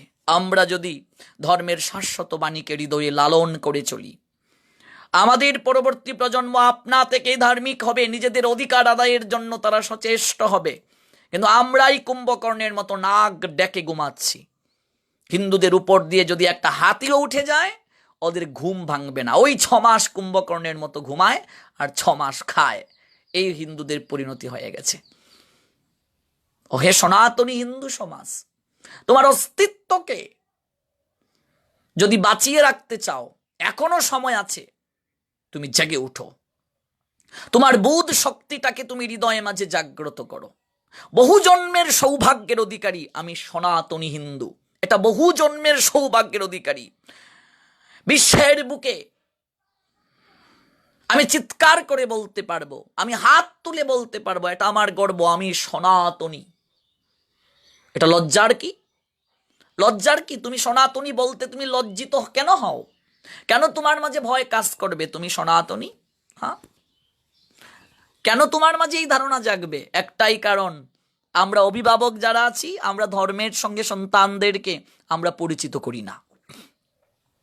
অভিভাবক যারা আছে, ছোট্ট বয়স থেকে দেখবে বাচ্চাদেরকে এখন সিরিয়াল দেখে, কার্টুন দেখে তারা খাবার খাওয়ায়। আমি যখন ছোট, আমার আর বয়স কত, ঘুমানোর সময় মা রামায়ণের কিচ্ছা বলতেন, আমাদের আঞ্চলিক ভাষায় বলছি কিচ্ছা, মহাভারতের কিচ্ছা বলতেন, গল্প বলতেন, এগুলো শুনে শুনে আমরা ঘুমাতাম। আমার বয়স কি? কিন্তু এখন এই যে একটা প্রযুক্তির কল্যাণের জোয়ার বইছে, এই জোয়ারে আমরা এতটাই ভেসে যাচ্ছি এই কল্যাণে, এতটাই আমরা ভেসে যাচ্ছি, যেখানে দেখবেন কার্টুন না চালিয়ে, টিভির সিরিয়াল না চালিয়ে বাচ্চাদেরকে খাওয়ানো যায় না। ছোট্ট বয়স থেকে ছেলে মেয়েদেরকে ধর্মীয় সংস্কৃতির সঙ্গে পরিচয় করিয়ে দেওয়ানো হয় না। তোমার বাড়িতে একটা পুজো হচ্ছে, তুমি অভিভাবক, তুমি মা বাবা কখনো বলেছো তোমার ছেলেটাকে এই ধুতিটা পর, বাড়িতে একটা পুজো? তুমি তোমার মেয়েটাকে বলেছো এই একটু শাড়িটা পর, তো শাড়িটা পরে আয়, একটু অঞ্জলি দেবে? তুমি কখনো বলেছো? আর তুমি বলবে কি? তুমি নিজেও তো ধুতি পরতে পারো না। সারা বাংলায় ঘুরে যেটা অভিজ্ঞতা হলো, 100টা ছেলে মেয়েকে ধুতি পরতে যদি বলা হয়, 99.5 জন হিন্দু ছেলে ধুতি পরতে জানে না।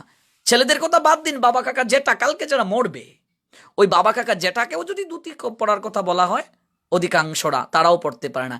এক জায়গায় এক কাকাবাবুকে বললাম, কাকাবাবু, হ্যাঁ বয়স হয়ে গেছে, আপনি আপনার বাড়িতে পুজো, লুঙ্গিটা পরে আপনি এদিকে যাচ্ছেন আসছেন, একটু ধুতিটা পরে আসুন। কাকাবাবু বলে উঠছে, বাবা কি আর করব, হ্যাঁ জীবনে একবারই ধুতি পরেছিলাম, সেটাও ঠাকুরদা পরিয়ে দিয়েছিল, ওই বিয়ের মণ্ডপে ঠাকুরদা ধুতি পরিয়ে দিয়েছিল। বাবা ধুতিটা তো ঠিক মতো পরতে পারি না, কালকে মরবে ধুতিটা পরতে পারে না। আমি বলছি, ভাগ্যিস কাকাবাবু আপনাকে ঠাকুরদা পরিয়ে দিয়েছিল। আর বর্তমান আমরা যারা প্রজন্ম, আমাদেরকে এখন আর ঠাকুরদা ধুতি পরিয়ে দিতে হয় না, ভাগ্যিস বিয়েতে কুচিওয়ালা ধুতি কিনতে পাওয়া যায়, নইলে হিন্দুর বিয়ে করাই 12টা বেজে যেত। এতটা আমরা পশ্চাৎগামী, এটা আমার সংস্কৃতি। আমি ধুতি পরে রাস্তায় বের হব, মানুষ আমাকে দেখে শিখবে, আমি কেন ভয় পাবো? আমি সর্বদা, আমাকে যারা ফলো করে, আমি প্রথমেই আমাকে যারা ফলো করে সেই সকল ইয়াংদেরকে আমি এই শক্তিটা জাগিয়ে দেওয়ার চেষ্টা করি। তুমি কেন ভয় পাবে? তুমি তিলক কেটে বের হবে রাস্তায়, তুমি কেন ভয় পাবে? তুমি ধুতি পরে রাস্তায় বের হবে, দেখি কার ক্ষমতা আছে আমাকে বলার, কার সাহস আছে আমাকে বলার। এটা আমার সংস্কৃতি, আমি ধুতি পরে বের হব, আমি তিলক কেটে বের হব, আমার কণ্ঠে মালা থাকবে, আমি কণ্ঠে মালা দিয়েই আমি কলেজে যাব। আমার এখনো মনে পড়ে, আমি বাংলা সাহিত্যে অনার্স পড়ে আমি যখন বাইবা বোর্ডে গেলাম, আমি তিলক কেটে গিয়েছি। এটা আমি আমার ফেসবুকে একটা স্ট্যাটাসও দিয়েছি। এটা আমার সংস্কৃতি, এটা আমার সংস্কৃতি। ওরা বুরকা পরে আসছে, ওরা দাড়ি রাখতে পারছে, ওরা টুপি পরে যদি ওরা বাইবা বোর্ডে পারে যেতে, আমি কেন তিলক কেটে বাইবা বোর্ডে যেতে পারবো না? কেন পারবো না আমি? কারণ আমরা আমাদের মনোবলটা হারিয়ে ফেলেছি, আমরা আমাদের মনোবল হারিয়ে ফেলেছি ওই জায়গাতে। এই জন্য আজানের ধ্বনিটা হলেই আমরা আগে আমাদের বক্সটাকে ভয় পেয়ে বন্ধ করে দেই। মসজিদে আজান হচ্ছে, আমরা আগেই আমাদের কার্যক্রম আমরা বন্ধ করে দিচ্ছি, কারণ আমরা ভীতু হয়ে গেছি। হিন্দুরা দিন দিন ভীতু হয়ে যাচ্ছে, ভীতু, ভয় পাচ্ছে, ওরা ইঁদুরের মতো পালাচ্ছে ভয় পেয়ে। এই জন্য নিজের সংস্কৃতিকে নিজে সম্মান করতে শিখুন। নিজের সংস্কৃতি যদি নিজে ধরে রাখতে না পারেন, সম্মান করতে না পারেন, অপর কেউ আপনার সংস্কৃতিকে সম্মান করবে না, করবে না। সনাতনী হাজার হাজার হাজার বছর আগের সংস্কৃতি, যে সনাতন ধর্ম পৃথিবীর সবাইকে অকাতরে দিয়েছে, কারো কাছ থেকে কিচ্ছুটি গ্রহণ করে নাই। সনাতন ধর্ম সবাইকে দিয়েছে অকাতরে। এই জন্য এখনো সময় আছে। আমি সনাতনী, এটা আমার প্রথম পরিচয়। পরে আপনি কোন জায়গা থেকে ধর্ম যাজন করছেন, কোন মতে আছেন, কোন পথে আছেন, সেটা পরের কথা, কিন্তু আমি সনাতনী, এটা আমার গর্ব। আমি সনাতনী হিন্দু, এই বুধ শক্তিটা হৃদয়ে মাঝে প্রথমে আমাদেরকে আনয়ন করতে হবে। যার কারণে আজকে লাভ জিয়াদের শিকার হয়ে হাজার হাজার হিন্দু তরুণী ডাইভার্ট হচ্ছে, ধর্ম ত্যাগ করছে। হিন্দু যুবক ডাইভার্ট হচ্ছে, ধর্ম ত্যাগ করছে লাভ জিয়াদের করুণ ফাঁদে পড়ে। কারণ কি? একটাই কারণ, আমি মা বাবা আমার সন্তানকে ছোটবেলা থেকে ধর্মীয় শিক্ষা দিতে পারছি না। তোমার সন্তান কাদের সঙ্গে চলে খবর নিয়েছো? কলেজ ইউনিভার্সিটিতে পড়তে গিয়ে যখন আমাদেরকে বিভিন্ন প্রশ্ন করা হয়, আমরা উত্তর দিতে পারি না, মাথাটা নিচু করে চলে আসি। যখন আমাদেরকে প্রশ্ন করে ধর্মের বিভিন্ন বিষয়ে, আমরা উত্তর দিতে পারি না। কিভাবে দেব, কিভাবে দেব? আজকে অবাক লাগে, অনেক শিক্ষিতরা, ওরা শিক্ষিত নামের মূর্খরা বলে সনাতন ধর্মে কিছুই নাই। আরে জীবনে তুই কি অধ্যয়ন করেছিস? শাস্ত্র অধ্যয়ন করেছিস? তুই যে বলছিস সনাতন ধর্মে কিছু নাই, সনাতনী হয়ে বলে সনাতন ধর্মে কিচ্ছু নাই। ওই সকল বেয়াদবদের কারণে আজকে আমাদের অবস্থা একেবারে দিন দিন দিন দিন খারাপ পথে যাচ্ছে। আমি গীতাটা কি পড়েছি? আমি যে মন্তব্যটা করছি, আমি কি গীতাটা পড়েছি? আমি অভিভাবক সন্তানকে বলেছি স্নান করে একটু গীতাটা পড়, সংস্কৃত পারিস না, বাংলা অনুবাদ পড়। আরে ভুল হতেই পারে, ভুল হতে হতেই তো শুদ্ধের উৎপত্তি। অনেকেই বলে যে আমরা যে পড়বো যদি ভুল হয়, উচ্চারণে সমস্যা হয়, এত পাণ্ডিত্য জাহির করতে আপনাকে এখানে আসতে হবে না। এত পণ্ডিতগিরি করে কি করলে? ভুল হোক, ভুল হতে হতেই শুদ্ধের উৎপত্তি। একদিন না একদিন ভগবান কৃষ্ণ কৃপা করে আমাকে শুধরিয়ে দেবেন। জলে না নামলে কি সাঁতার শেখা যায়? আসার না কেলে কি হাঁটা শেখা যায়? সাঁতার শিখিতে হলে আগে তবে নামও জলে। অনেকেই বলে বেড়ায় যে তুই যে গীতা পড়ছিস রে, তোর তো ভুল হচ্ছে, তোর তো পাপ হবে। যে বলছে তুই গীতা পড়ছিস তোর ভুল হচ্ছে, জীবনে ও নিজে গীতা খুলেই দেখে না, গিয়ে দেখো। কিন্তু এসেছে এখানে অপরের তরকারিতে লবণ দিতে। এই জন্য ভুল হোক, ভুল হতে হতেই শুদ্ধের উৎপত্তি হবে। সংস্কৃত পারো না তাতে কি হয়েছে? বাংলা অনুবাদ পড়ো, বাংলাটাই পড়ো। সবাই যে সব ভাষা পারবে তা তো নয়। যারা ইংরেজিতে অনেক বড় পারদর্শী, ওরা কি বাংলা পড়তে পারে? আমরা বাঙালি এমন এক প্রক্রিয়ায় হয়ে গেছি, আমরা মনে করি একটু ইংলিশে যারা কথা বলতে পারে, ইংলিশ যারা একটু ভালো পারে, তারাই সবচেয়ে বেশি মডার্ন, তারা অনেক বেশি উন্নত। ওরা যেমন ইংলিশে কথা বলতে পারে, এটা ওদের মাতৃভাষা, এই জন্য তারা এত স্পিডে এত সুন্দর করে ইংলিশে কথা বলতে পারে। ওদেরকে বলো বাংলা বলার জন্য, দাঁত ভেঙে যাবে ওদের। ওরা যখন তোমার কাছে আসবে বাংলায় কথা বলতে, যখন ওদেরকে বলা হবে দাঁত ভেঙে যাবে, ওরা কথাই বলতে পারবে না। ওদের জায়গায় ওরা শ্রেষ্ঠ, তোমার জায়গায় তুমি শ্রেষ্ঠ। আজকে বাঙালি এটা ভুলে গেছে, হিন্দুরা এটা ভুলে গেছে। যে চুল কাটে, যে চুল কাটে আমরা তাকে হীন চোখে দেখি। যে চুল কাটে, তে ও চুল কাটে, ও ওর জায়গায় শ্রেষ্ঠ। চুল যে কাটে তার জায়গায় সে শ্রেষ্ঠ। একজন ডাক্তারের হাতে যদি ক্যাঞ্চি দিয়ে বলো আপনি একটু চুলটা কাটেন তো, ডাক্তারের ক্ষমতা আছে চুল কাটার? যদি চুল কাটতে অভ্যাস সে না করে। জজ সাহেবকে যদি গিয়ে অপারেশনের জন্য যন্ত্রপাতি দাও যে আপনি একটু অপারেশন করুন তো, রুগীকে মেরে ফেলবে। যে জুতো সেলাই করে তাকে যদি আপনি যন্ত্রপাতি দিয়ে বলেন একটু রুগীকে অপারেশন করুন তো, তার পক্ষে সম্ভব? ডাক্তারের হাতে কেঞ্চি, কিংবা জজ সাহেবের হাতে, কিংবা কলেজের প্রিন্সিপালের হাতে একটা কেঞ্চি দিয়ে বলুন আপনি চুলটা ফেলে দিন, তার পক্ষে সম্ভব? সম্ভব নয়। ডাক্তারের জায়গায় শ্রেষ্ঠ, চুল যে কাটে সে তার জায়গায় শ্রেষ্ঠ, জজ সাহেবের জায়গায় শ্রেষ্ঠ, প্রত্যেকের জায়গায় শ্রেষ্ঠ।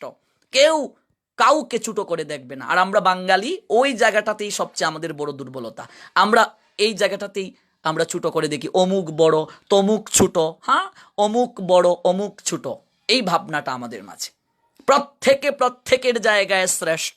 সংস্কৃত তুমি পারো না তাতে কি হয়েছে? বাংলা পড়ো, বাংলা অনুবাদ পড়ো, এরপরও গীতার সঙ্গে যুক্ত থাকো, এরপরও শাস্ত্রের সঙ্গে যুক্ত থাকো।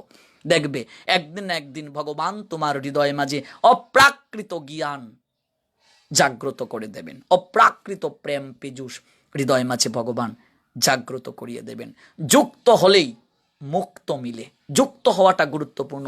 প্রত্যেকের নিকটে আমার অনুরোধ, আপনারা যারা যুক্ত আছেন, আপনারা অভিভাবক হিসেবে যারা আছেন, যাদের সন্তান আছে, আপনারা আপনাদের সন্তান দিগকে স্নান করে একটু নিজের সংস্কৃতি পালনের জন্য শিক্ষা দিন। যে স্নান করেছিস, একটু তুলসীকে স্নান করা, এটা সংস্কৃতির অংশ। একটু ধুতিটা পর সময় পেলে, একটু গীতাটা পড়, নতুবা তোমারও কাঁদতে হবে। তোমারও ছেলে তোমাকে গুড বাই জানিয়ে অন্য ধর্মের পতাকা তলে আশ্রয় নেবে। আর ওই কোর্টের বারান্দায় এক মা যেমন মেয়ের পা ধরে কাঁদছিল, নিশ্চয়ই দেখেছেন আপনারা, ভাইরাল হয়েছিল নিউজটা। লজ্জা করে না? এবার কোর্টের বারান্দায় তুই তোর মেয়ের পা ধরে কাঁদছিস, কতটুকু শিক্ষা দিয়েছিলে তোর মেয়েটাকে? আজকে যে ডাইভার্ট হয়ে অন্য ধর্মে গেল, শিক্ষা দিয়েছিলে সময় থাকতে? এখন পা ধরে কাঁদছিস কেন? সময় থাকতে সময়ের কাজ করতে হবে। সময় চলে গেলে সাধন হয় না। সমাজ বাস্তবতার কিছু কথা বললাম, অপরাধ নেবেন না আমার। আমি সারা বাংলায় ঘুরে এই বিষয়গুলো দেখে কষ্ট পাই। কাউকে না কাউকে কথা বলতে হবে, ভয় পেলে হবে না। কাউকে না কাউকে এই কথাগুলো বলতে হবে, কাউকে না কাউকে একটা আওয়াজ তুলতে হবে। আজকে আওয়াজ হৃদয়ে মাঝে অপরকে তুলিয়ে দেওয়ার মানসিকতার বীজ বপন করার লোকের বড় অভাব। একটা আওয়াজ চাই, একটা আওয়াজ। সনাতন ধর্মে, হিন্দু সমাজে দেখবে ওই আওয়াজ যখন লক্ষ জনের মুখ থেকে বের হবে, ভয় পাবে সবাই। এই জন্য তেলাপোকাও টিকে আছে, এই টিকে থাকাকে টিকে থাকা বলে না। টিকে যদি থাকতে চাও, সিংহের মতো গর্জন করে টিকে থাকো, সিংহের মতো গর্জন করো, সিংহের মতো গর্জন করে টিকে থাকো। তেলাপোকার টিকে থাকাকে টিকে থাকা বলে না, সিংহের মতো গর্জন করে টিকে থাকো। ছোট্ট বয়স থেকেই সন্তানদিগকে ধর্মীয় শিক্ষা দেওয়ার জন্য প্রয়াসী হও। নিজেও একটু যাজন করো, অপর সবাইকে নিজের সংস্কৃতিকে ছোট না করে নিজের সংস্কৃতির সম্মানটা অপরকে বুঝাতে সহায়তা করো, নিজে আচরণ করে প্রচারে প্রবৃত্ত হও। হৃদয়ের মাঝে ধীরে ধীরে আমাদের চেতনা জাগ্রত হবে। ভক্তবৃন্দ, আমি এরকম একটা সমাজের স্বপ্ন দেখি। আমাদের বয়সী ছেলেমেয়েরা ওরা ভক্তি যাজনে প্রবৃত্ত হবে, যেখানে হানাহানি থাকবে না, মারামারি থাকবে না, ইফটিজিং থাকবে না। আমাদের বয়সী যুবকরা নেশা করবে না, মদ খাবে না, গাঁজা খাবে না। এরকম একটা আমি সমাজের স্বপ্ন দেখি। তারা যদি ভক্ত হয়, তারা যদি সৎ চরিত্রের অধিকারী হয়, আমাদের সমাজ, আমাদের যুব সমাজ, আমার বয়সী যারা, তারা যদি সচেতন হয়, তারা যদি নেশামুক্ত হয়, আমরা যখন বিয়ে করব, আমাদের যখন সন্তান হবে, অটোমেটিক তারা ভক্ত হবে, অটোমেটিক তারা সৎ চরিত্রের হবে। হৃদয়ে মাঝেই তখন অপ্রাকৃত প্রেমানন্দ জাগ্রত হবে। সবার মঙ্গল হোক। নিশ্চয়ই আজকের এই 3টি শ্লোক আপনারা উপলব্ধি করতে পেরেছেন, এবং পাশাপাশি কিছু সমাজের আমি দুঃসহ যন্ত্রণার কথা বললাম, সমাজ বাস্তবতার কিছু কথা বললাম। নিশ্চয়ই আপনারাও প্রতিনিয়ত এই দৃশ্যগুলো অবলোকন করছেন। কাজে আজকের যে 3টি শ্লোক 37, 38 এবং 39, সেই 3টি শ্লোক আমি পুনরায় স্মরণ করিয়ে দিয়ে বিদায় নেব। যদিওপি এতে ন পশ্যন্তি লুভোপহত চেতস কুলক্ষয়ে কৃতম দোষম মিত্রদ্রুহে চ পাতকম কথম ন জ্ঞায়ম অস্মাবি পাপাত অস্মাৎ নিবর্তিতুম কুলক্ষয় কৃতম দোষম প্রপশ্যাদ্বি জনার্দন কুলক্ষয়ে প্রণশন্তি কুলধর্মা সনাতনাহ ধর্মে নষ্টে কুলম কৃষ্ণম অধর্ম অবিববতি উত। অর্জুন বলছেন, হে জনার্দন, যদিও এরা রাজ্য লোভে অভিভূত হয়ে কুলক্ষয়ে জনিত দোষ মিত্র দ্রোহ নিমিত্ত পাপ লক্ষ্য করছে না, কিন্তু আমরা কুলক্ষয়ে জনিত দোষ লক্ষ্য করেও এই পাপ কর্মে কেন প্রবৃত্ত হব? কুলক্ষয় হলে সনাতন কুলধর্ম বিনষ্ট হয়, এবং তাহলে সমগ্র বংশ অধর্মে অভিভূত হয়। আগামীকাল আমরা 41 নং শ্লোক থেকে আস্বাদন করব। 41, 42 এবং 43 নং শ্লোক, এগুলো হচ্ছে আগামীকালের জন্য। যারা যুক্ত হয়েছেন একটু দেখে নিচ্ছি। রাধে কৃষ্ণ আইডি থেকে আছেন, হরে কৃষ্ণ। প্রভাত সূত্রধর, জয় গীতা, বিশ্বরূপ দাস, হরিবল, প্রণিপাত প্রভুজি, কৃষ্ণ মোহন দেব, হরিবল, রাধিকা ঘোষ রায়, হরিবল, রীতা দেবনাথ, হরিবল, প্রীতিলতা পাল, হরিবল, অনিমা রানী, হরে কৃষ্ণ কৃষ্ণ কৃষ্ণ হরে হরে, হরে রাম রাম রাম হরে হরে। আছেন আমাদের সঙ্গে রীতা দেবনাথ, হরিবল, রাজীব দেব, হরিবল, অগ্রপুর কায়স্থ, হরিবল, SD পূর্ণিমা, হরিবল, বাপ্পি রাজাক শুভ, আমি সনাতনী হিন্দু, আমি গর্বিত, বাহ, হরিবল, জয় হোক। আপনার কোথায় বাসা বাপ্পি? প্রভুজি জানাবেন। লিটন বিশ্বাস, কর্ণ, বাস্তব কথা প্রভু, আমরা আমাদের কারণেই পিছিয়ে। হ্যাঁ, নিশ্চয়ই, একদম সত্য কথা, আমরা আমাদের জন্যই পশ্চাৎগামী। প্রীতিলতা পাল, হরিবল, SD পূর্ণিমা, জয় রাধা মাধব, রাজীব দেব, হরিবল, রাধেশ্বরী দেবী দাসী, রাধে রাধে, শিল্পী দাস, হরিবল, বণিক খোকন আছেন আমাদের সঙ্গে, হরিবল, স্বজন সূত্রধর, হরে কৃষ্ণ। সবুজ দেব, জপমালাকে স্নান করানি লাগে? না না, মাঝে মাঝে এটা ময়লা হলে ধুতে পারেন, কিন্তু প্রত্যেকদিন স্নান করতে হবে এমন কোনো কথা নেই। প্রভাত সূত্রধর, আছেন আমাদের সঙ্গে শঙ্কর শর্মা মিটন, হরিবল। যুক্ত আছেন দীপঙ্কর মুদক, হরিবল। সুবর্ণা রায়, রাধে রাধে রাধেশ্যাম। শঙ্কর শর্মা মিটন, হরে কৃষ্ণ। বাবু লিঠন কর্মকার, হরিবল। ললিত কুমার রায়, জয় শ্রীরাম। রাজপাল আছেন, হরিবল। বিপ্লব রায়, রাধে রাধে। আমাদের সঙ্গে আছেন চিন্ময় আত্মানয়ন, হরিবল। বিষ্ণুপ্রিয়া আছেন, হরিবল। আর এস টেলিকম থেকে আছেন, হরে কৃষ্ণ। এসডি পূর্ণিমা, হরিবল। প্রভু আপনার স্বপ্ন পূরণ হবেই, হরিবল। জয় হোক।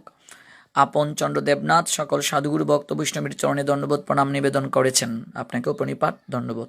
চিন্ময় আত্মা নয়ন, আজ অনেক ভালো লেগেছে এমন একটা প্রবচন শ্রবণ করতে পেরে, জয় হোক। সজন সত্যদোষ, সত্য কথা বলার জন্য আপনাকে দণ্ডবোধ, আপনাকেও প্রণিপাত সজন প্রভুজি। রাজপাল শ্রী রাধে কৃষ্ণ কুমার শীল আছেন আমাদের সঙ্গে, হরিবল। যুক্ত হয়েছেন আমাদের সঙ্গে সূর্যকৃষ্ণ দাস, হরিবল। মাধব আছেন আমাদের সঙ্গে, হরে কৃষ্ণ। অজয় সরকার, হরে কৃষ্ণ। যুক্ত হয়েছেন রূপম দর, জয় গীতা। রাজীব দেব, হরিবল। উজ্জ্বল দাস, হরে কৃষ্ণ। আনন্দ কুমার, হরে কৃষ্ণ। যুক্ত আছেন জুয়েল শুভ্র, জয় শ্রী রাধেশ্যাম। জপমালাকে পুজো দিতে হয় প্রভুজি? না, জপমালায় শুধু জপই করুন, এটা আরেক বিষয়, এটা পুজো দেওয়া আপনাদের লাগবে না। আর এস টেলিকম, প্রভু আপনি চাপাইতে আসবেন না? চাপাইতে এটা কোথায় একটু জানাবেন, আমি ঠিক চিনতে পারছি না। ঈশিতা পাল, হরে কৃষ্ণ। আকাশ সরকার, প্রভু আপনার নাম্বার চাই। আকাশ সরকার প্রভুজি, নাম্বার নিশ্চয়ই আমি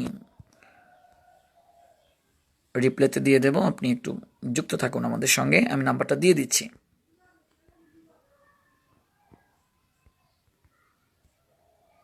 হ্যাঁ, দিয়েছি।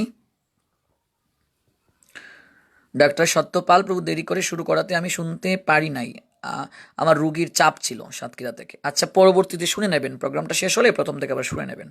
নরেশ চৈতন্য দাস আছেন আমাদের সঙ্গে, হরিবল। জিকু শর্মা, প্রভু দণ্ডবোধ প্রণাম। চট্টগ্রাম থেকে আজ অনেক দেরিতে শুরু হয়েছে বলে শুনতে পারলাম না। আচ্ছা, হ্যাঁ, আজকে একটু বিশেষ কারণে আমি দেরিতে শুরু করেছি, আপনি প্রোগ্রামটা শেষ হয়ে গেলে প্রথম থেকে শুনে নেবেন। শিপ্রা মল্লিক, হরে কৃষ্ণ। বিপি কান্তি আছেন আমাদের সঙ্গে, হরে কৃষ্ণ। কেমন আছি আমি জানতে চেয়েছেন, গুরু বৈষ্ণব ভগবানের কৃপায় ভালো। চিন্ময় আত্মা নয়ন, আমরা নিজেরাই নিজেদের ধর্ম সম্পর্কে ভীতু। একদম ঠিক কথা বলেছেন চিন্ময় আত্মা নয়ন প্রভুজি। এসডি পূর্ণিমা, হরে কৃষ্ণ। আগামীকাল প্রভুর দর্শন পাবো, তার জন্য আমিও আমার পরিবার আনন্দিত। হ্যাঁ এসডি পূর্ণিমা দেবী, আগামীকাল আপনাদের বাসায় আসছি, আমার সঙ্গে রঞ্জিত আসবে, রাজীব আসবে, রিপন আসবে, সিদ্ধার্থ আসবে এবং অনিন্দময় আসবে। রাধিকা ঘোষ রায়, হরি বল। সুজন সূত্রধর বলছেন ধর্মান্তরিত হওয়ার পেছনে আমরা নিজেরাই দায়ী। একদম ঠিক কথা বলছেন স্বজন প্রভুজি, আমরা নিজেরাই দায়ী, আমাদের আরেকটু সচেতন হতে হবে।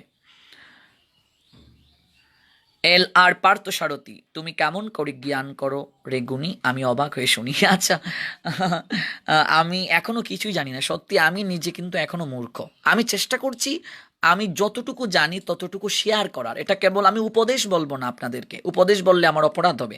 আমি কেবল আমার হৃদয়ের কথাগুলো আপনাদের কাছে পৌঁছে দেওয়ার চেষ্টা করছি। যদি কারো এই কথাগুলো শুনে নিজেকে পরিবর্তন করার জন্য হৃদয় মাঝে প্রয়াস জাগে, তাহলে আমার শেয়ার করাটা আমি সার্থক বলে মনে করব। কিন্তু আমি এখানে জ্ঞানী, আমি এখানে টিচার, আমি এখানে জ্ঞান দান করছি, আমি এটা কখনো মনে করি না। আর এই ভাবনা, এই অহংকার যেন আমার হৃদয় মাঝে কখনো না আসে। আপনারা আমার জন্য প্রার্থনা করবেন, আশীর্বাদ করবেন, কৃপা করবেন, করুণা করবেন। অজয় সরকার, নমস্কার। হ্যাঁ নমস্কার আপনাকেও। সুবর্ণা রায়, হরি বল। শ্রীকৃষ্ণ, হরে কৃষ্ণ। অগ্রপুর কায়স্থ আমাদের সঙ্গে আছেন, জয় রাধে শ্যাম। সৌরভ পাল আছেন আমাদের সঙ্গে, হরি বল। মিঠুন মণ্ডল, দণ্ডবোধ প্রণাম। হ্যাঁ, পুলক দেবরাজ, সত্য সুন্দর আর পবিত্রতায় পূর্ণ হোক সকল সনাতনীর জীবন, স্বজাতি প্রীতি জাগ্রত হোক প্রতিটি প্রাণে। খুব ভালো লাগলো আজকের প্রবচন শুনে, ভগবান সকলের মঙ্গল করুন। আপনাকে অনেক ধন্যবাদ, আপনি আপন হৃদয়ের মাধুরী মিশিয়ে হৃদয়ের কথাগুলো সবাইকে জানালেন। পুলক দেবরাজ প্রভুজি, আপনি আমার জন্য প্রার্থনা করবেন ভগবান শ্রী গোবিন্দের কাছে, আপনার অনেক অনেক মঙ্গল হোক, আমিও প্রার্থনা করি ভগবানের কাছে। ললিত কুমার রায়, প্রভু আপনাকে নিয়ে লালমনিরহাটে গীতা আলোচনা করাতে চাই। নিশ্চয়ই লালমনিরহাট জেলায় একবার আসবো, আমারও ইচ্ছা আছে আসার, আসবো নিশ্চয়ই। সুবর্ণা আছেন আমাদের সঙ্গে, বিষ্ণুপ্রিয়া আছেন, অনিমা রানী, প্রভুজি মেয়েদের শারীরিক সমস্যা থাকলে কি তুলসী গাছে জলদান, তুলসী পরিক্রমা করা যাবে? দেখুন, আমি একটা কথা বলি, মেয়েদের শারীরিক সমস্যাটা এটা প্রকৃতি প্রদত্ত। মেডিকেল সায়েন্স বলছে এটা কেবল পরিষ্কার পরিচ্ছন্ন থাকার জন্য আমাদের চেষ্টা করা উচিত। আমরা ছোটবেলা দেখেছি বা আমাদের অভিজ্ঞতা থেকে, মা কাকিমা জেঠিমাদের অভিজ্ঞতা থেকে যেটা শুনতে পেয়েছি, জানতে পেরেছি, তৎকালীন সময়ে অনেক শাশুড়িরা শারীরিক সমস্যায় মায়েদেরকে এটা নির্যাতনই বলা যায়, মাটির মাঝে ঘুম পাড়িয়ে রেখেছে, শীতের সময় কোনো ল্যাব খাতা দেয় নাই, বালিশ দেয় নাই, ওরা অনেক কষ্ট করেছে। বা শারীরিক সমস্যাটাকে আমরা বিশেষ করে পুরুষতান্ত্রিক সমাজে আমরা এটাকে একটু অন্যরকম দেখি, ছোট করে দেখি। এটা একদম ঠিক নয়। একটা মেয়ের পিরিয়ডের সময় এটা গর্বের বিষয়। একটা মেয়েকে শারীরিক সমস্যা মানে ফিজিক্যালি ট্রাবল বা পিরিয়ড, আপনি যাই বলুন না কেন, মাসিক বা যাই বলুন না কেন, এটা একটা নারীকে মাতৃত্ব দানে সহায়তা করে, মাতৃত্বের পূর্ণতায় তাকে আসীন করে। কাজেই আমরা পুরুষ যারা আছি আমাদের এটাকে সম্মান করা উচিত, একটা নারীকে সম্মান করা উচিত, এই সময়ে তাকে সহযোগিতা করা উচিত। কাজেই এই সময়ে আমরা অনেক সময় নারীরা নিজেদেরকে অপবিত্র বলে মনে করি, এটা একদম ঠিক নয়, এটা একদম ভুল কথা। আরে শারীরিক সমস্যায় যদি একটা নারী অপবিত্র হয়ে যায় আর কদিন পর স্নান করলে যদি সে পবিত্র হয়ে যায়, তাহলে শাস্ত্র বলছেন এই মুখ দিয়ে একবার মিথ্যে কথা বললে তৎক্ষণাৎ আমাদের দেহটা অপবিত্র হয়ে যায়। তো মিথ্যে কথা আমি আপনি সবাই কম বেশি বলছি। আবার বলছেন এই মুখ দিয়ে কেউ যদি কৃষ্ণ নাম উচ্চারণ করে, বিষ্ণু নাম উচ্চারণ করে, সঙ্গে সঙ্গে তার প্রায়শ্চিত্ত হয়ে যায়, দেহটা পবিত্র হয়ে যায়। এই জন্য শারীরিক সমস্যা এটা এটা প্রকৃতি প্রদত্ত। অবশ্যই শারীরিক সমস্যাতে ঠাকুর সেবা, চিত্রপটে সেবা দেয়া যাবে, হরিনাম করা যাবে, সমস্ত কার্য যাবে করা, কেবল বিগ্রহ সেবা করা যাবে না। শারীরিক সমস্যায় আপনি সন্তানদেরকে খাওয়াতে পারছেন, আপনি যদি গোপালকে নিজের সন্তান ভেবে ভজনা করেন, নিশ্চয়ই গোপালের সেবাও শারীরিক সমস্যায় দেওয়া যাবে। আর আমি বারবার এই কথাগুলো বলি, এই পুরুষতান্ত্রিক সমাজে এখনো আমরা অনেক পুরুষেরা নারীদেরকে হীন চোখে দেখি, নারীদেরকে ছোট করে দেখি, নারীদেরকে খাটো করে দেখি। এটা একদম ঠিক নয়। নারী পুরুষ উভয়ের দ্বারা এই সমাজ রক্ষা হয়। নারী পুরুষ আজ উভয়েই সমাজ সংস্কারে দায়িত্ব পালন করছে, ভূমিকা পালন করছে, ভূমিকা রাখছে। এই জন্য নারীদেরকে সম্মান করা উচিত, নারীদেরকে এই সময়টাতে সহায়তা করা উচিত, আমরা যেন কোনো আচরণ দ্বারা তাদের মনে কখনো কষ্ট না দিয়ে থাকি। ববিতা রানী দর, হরে কৃষ্ণ। ভ্রাতাশ্রী কেমন আছেন? আছি গুরু বৈষ্ণব ভগবানের কৃপায়। আপনি কেমন আছেন বর্দি ভাই? জানাবেন। অজয় সরকার, আপনার মুখে হরিকথা শুনে খুব ভালো লাগে, হ্যারি বল, আশীর্বাদ করবেন। বিপ্লব পাল, জয় রাধেশ্যাম। প্রসঞ্জিৎ বিশ্বাস, হ্যারি বল। পপি দেবী দাসী, হরে কৃষ্ণ। বিপি কান্তি, আপনার ফোন নাম্বারটা বন্ধ কেন? আসলে প্রচুর কল আসে, যার কারণে মাঝে মাঝে বন্ধ রাখি, তবে নিশ্চয়ই চালু করে রাখবো, আর কথা নিশ্চয়ই হবে। রিয়া ঘোষ, রাধে রাধে রাধে শ্যাম। অসিত রায়, হ্যারি বল যুক্ত আছেন আমাদের সঙ্গে। মানিক পাল, হ্যারি বল।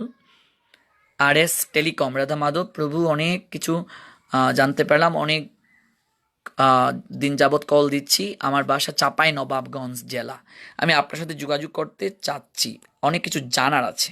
আচ্ছা ঠিক আছে, আর এস টেলিকম, অবশ্যই আপনাকে কল দেব। কৃষ্ণ গায়ত্রী, জয় হোক আপনারও জয় হোক। কৃষ্ণ গায়ত্রী দেবীকে আমার অনেক ভালো লাগে, একটা প্রতিবাদী নারী, এবং বিশেষ করে সংস্কারক যাকে বলা যায়, এবং তার মাঝে কখনো অন্ধতা, তমিশ্রতা, কুসংস্কার ভাবনা, পিছিয়ে পড়ার যে প্রবণতা, এটা তার মাঝে নাই। একটা সাহসিকতা আমি তার মাঝে সর্বদা খুঁজে পাই, সাহিত্যগত প্রাণা এবং অন্যায়ের প্রতিবাদী ভাবটা কৃষ্ণ গায়ত্রী দেবীর মাঝে আছে। এই জন্য ওকে আমি অনেক ভালোবাসি, সম্মান করি, এবং আমি তার মাঝে কখনো লক্ষ্মী গুণ পাই খুঁজে, সরস্বতী দেবীর গুণ খুঁজে পাই, এখনো মাঝে মাঝে তার মাঝে আমি উগ্র চণ্ডীর যে রূপ এটা খুঁজে পাই কৃষ্ণ গায়ত্রী দেবীর। সত্যি জয় হোক, তার মাঝে আমি মাঝে মাঝে উগ্র চণ্ডী রূপটা দেখতে পাই। এটা আমি বারবার বলি, মেয়েদেরকে শুধু লক্ষ্মী হয়ে মাঝে মাঝে থাকলে হবে না, যে লক্ষ্মী, আমি লক্ষ্মী ঘরের, আমার উপরে অন্যায় করছে, আমি প্রতিবাদ কেন করব? শুধু লক্ষ্মী মতো হয়ে থাকলে হবে না, মাঝে মাঝে মেয়েকে উগ্র চণ্ডীর মতো হতে হবে নিজের অধিকারের জন্য। এই তুমি রাস্তা দিয়ে যাচ্ছ, তোমাকে ইফটিজিং করে একদম চলে যাবে আর তুমি চুপ করে থাকবে? তুমি প্রতিবাদী হও নারী, শাস্ত্র তোমাকে জাগ্রত হওয়ার জন্য বলছে, ঘুমানোর জন্য তোমাকে বলে নাই। এই জন্য নারী, তুমি যেমন সরস্বতী, তুমি যেমন লক্ষ্মী, তেমনি তুমি উগ্র চণ্ডী। নারীর একটা রূপ উগ্র চণ্ডী, শক্তি তোমার মাঝে আছে, কেন তুমি শক্তিকে জাগ্রত করবে না? তোমাকে একজন ইফটিজিং করে চলে যাবে, একটা কথা উচ্চস্বরে বলবে শুধু, দেখবে আর সাহস পাবে না তোমার দিকে অন্য চোখে থাকানোর। এটা আমাদের নারীদের মাঝে আমরা এই ভাবনাটা জাগ্রত করতে পারছি না। এই সমাজ অনাদিকাল থেকে নারীদেরকে অবলা করে রেখেছে। নারী মানেই অবলা, নারী মানেই শক্তিহীন। এই ভাবনাটা নারীদের একেবারে চিত্তের মাঝে আমরা ডুবিয়ে দিয়েছি। নারী, তুমি কেবলমাত্র ঘরে বসে থাকবে, তুমি কেবলমাত্র পুরুষের চিত্ত বিনোদনের জন্য থাকবে। এটা একদম ঠিক নয়, একদম ঠিক নয়, একদম ঠিক নয়। তুমি নারী, তুমি যেমন রূপে গুণে লক্ষ্মী সরস্বতী, তেমনি তোমার অধিকারের জন্য অন্যায়ের বিরুদ্ধে তুমি উগ্র চণ্ডী কিংবা উগ্র কালী। এই এই আদর্শটাও তোমার মাঝে রাখতে হবে, দেখবে সাহস পাবে না কেউ তোমার কাছে আসার। নরেশ চৈতন্য দাস। প্রভু দণ্ডবোধ প্রণাম। চট্টগ্রাম থেকে আপনাকে দর্শন করার খুবই ইচ্ছা, কখন জানি সৌভাগ্য হয়। আমারও পরম সৌভাগ্য নরেশ চৈতন্য দাস। অনেক সময় আপনাকে আমি ফেসবুকে দেখি, কোনো এক সময় দেখা হবে নিশ্চয়ই। রিয়া ঘোষ, হরিবল। দীপান্বিতা তিথি আছেন আমাদের সঙ্গে, জয় রাধা মাধব। যুগল দাস যশ আছে আমাদের সঙ্গে, হরিবল যুগল। ববিতা রানী দর, হরিবল প্রভুজি। আমাদের প্রতিদিনের নিয়মিত কৃষ্ণগত আলাপন এবং রাতের প্রোগ্রাম কবে থেকে শুরু হবে? রাতের প্রোগ্রামটা নিশ্চয়ই শুরু করব, দেখি রাতের প্রোগ্রামটা আজ করতে পারি কিনা। আমাদের সঙ্গে আছেন পপি দেবী দাসী। প্রভুজি, আপনার শ্রীমুখ থেকে কৃষ্ণকথা শুনতে মন চায়। হরিবল। বিপি কালাচাঁদ আছেন আমাদের সঙ্গে, হরিবল। সঞ্জয় রায় জানতে চেয়েছেন কেমন আছি গুরু বিষ্ণু ভগবানের কৃপায় অনেক ভালো। আমাদের সঙ্গে আছেন সুবর্ণা রায়, কৃষ্ণকুমার শীল, অসিত রায়। বিষ্ণুপ্রিয়া বলছেন, প্রভু এখন এই কুসংস্কারগুলো অনেক বেশি আছে গ্রামাঞ্চলে। হ্যাঁ, গ্রামাঞ্চলে তো আছেই, বলার অপেক্ষা রাখে না। আমাদের ধীরে ধীরে জাগ্রত হতে হবে, দেখবেন এক সময় দূর হয়ে যাবে। এলার পার্থ সারথী, প্রভু আমার মনটা বড় চঞ্চল। এই বয়সে তো চঞ্চল থাকবেই। মনটাকে স্থির করতে গেলে সাধনা প্রয়োজন। মন্ত্র জপ করুন। মন মানে হৃদয়ত্র মানে তারণ করা। আর এই মন্ত্রের মাঝে মহাপ্রভু মহাশক্তি দিয়েছেন। হরে কৃষ্ণ মহামন্ত্র একটু তুলসীকে পাশে রেখে জপ করবেন, একটু সাধুসঙ্গ করবেন, দেখবেন ধীরে ধীরে স্থির হবে মন। কৃষ্ণকুমার শিলপ্রভু, আমি বাড়িতে এসে আপনার কথা অনেকজনকে বলছি, তারা অনেকেই আপনাকে ফলো করে অনেকজনের উন্নতি হয়েছে। হরিবল কৃষ্ণকুমার শীল, জয় হোক আপনার। চিন্ময় আত্মা নয়ন, সনাতন ধর্ম রক্ষা করতে যদি জীবন দিতে হয় তাতে আমি দ্বিধাবোধ করব না, কারণ আমাদের দেহের মৃত্যু হয়, আত্মার মৃত্যু নয়। বাহ, চমৎকার কথা বলেছেন। বিকাশ পাল, আমাদের সনাতন ধর্মে পিছিয়ে যাওয়ার জন্য আমরা নিজেরাই দায়ী। একদম যথাযথ কথা বলেছেন, যথাযথ কথা। কৃষ্ণ গায়ত্রী, প্রভু কৃপা করবেন। হ্যাঁ নিশ্চয়ই। পারমিতা কুণ্ডু, জয়নিতায় আপনার ইনবক্সে একটি মেসেজ দিয়েছি, একটু কৃপা করে দেখবেন। নিশ্চয়ই দেখব। আমাদের সঙ্গে আছেন রতন মজুমদার, অনন্যা তিথি চৌধুরী আছেন আমাদের সঙ্গে, হ্যারিবল। স্বপন হালদার, ঈশান রায়, কৃষাণ। প্রভু আমরা কিভাবে বিভিন্ন চিন্তা থেকে মুক্ত হতে পারি, যেমন টাকা পয়সা চাকরি এসব, দরিদ্র মানুষ এসব সবসময় চিন্তা করতে বাধ্য হয়। এটা তো আসবেই চিন্তাটা, কিন্তু মনে রাখতে হবে মানুষ তার কর্মফল অনুযায়ী এগুলো পেয়ে থাকে। তবে আমাদের চেষ্টার কোনো বিকল্প নেই, চেষ্টা করতে হবে, কর্ম ঠিকভাবে করতে হবে, আর ফলদাতা ভগবান এই ভাবনাটা রাখতে হবে। এগুলো তো সাধারণত দেহটাকে সন্তুষ্টি দেওয়ার জন্য, আর দেহটা বিনাশ হবে এই ভাবনাটা রাখতে হবে, দেখবেন ধীরে ধীরে এগুলো অনেকটাই কমে বৈরাগ্য আসবে। হরে কৃষ্ণ প্রভুজি, আপনার পাঠ আমি সহ আমাদের বাড়ির অন্যান্য পরিবারের সকলেই শুনি, অনেক পরিবর্তন হয়েছে। জয় হোক। পলাশ কৃষ্ণ দাস যুক্ত হয়েছেন আমাদের সঙ্গে। আপনচন্দ্র দেবনাথ, প্রভু ভুলাতে আসবেন? একবার আসবো নিশ্চয়ই ভুলাতে। কৃষ্ণ গায়ত্রী, নেটওয়ার্কের বাহিরে অবস্থান করছি বিদায় নিয়মিত লাইভে অংশগ্রহণ করতে পারি না, তবে শেয়ার দিয়ে রাখছি, বাসায় পৌঁছে অবশ্যই শুনবো। বাহ, জয় হোক কৃষ্ণ গায়ত্রী। আর অনেকেই পরবর্তীতে যুক্ত হবেন, যারা পরবর্তীতে যুক্ত হবেন প্রত্যেকের জন্য আমার কৃতজ্ঞতা এবং প্রণিপাত রইল। আজকের মতো শ্রীমদ্ ভগবদ্ গীতার সকালবেলার যে আয়োজন, সেই আয়োজন বিশ্রামের পথে নিচ্ছি। আবার যদি আগামীকাল মহাপ্রভু যুক্ত করান, নিশ্চয়ই আমরা পরের শ্লোক থেকে আস্বাদন করব। সবাই সর্বোচ্চ সংখ্যক লাইভটিকে শেয়ার করুন, নিজে জাগ্রত হন, সবাইকে জাগ্রত রাখুন। আমি সনাতনী এই ভাবনাটা হৃদয় মাঝে সর্বদা জাগ্রত রাখুন, আর যুব সমাজকে আবারও বলছি, যুব সমাজ ওঠো, জাগো, আর ঘুমিও না। করোনা ভাইরাসের দুঃসময়ে নিজে সচেতন থাকুন, অপরকে সচেতন রাখুন। সবার মঙ্গল হোক, স্বাস্থ্যবিধি মেনে চলবেন। কৃষ্ণময় শুভ সকাল।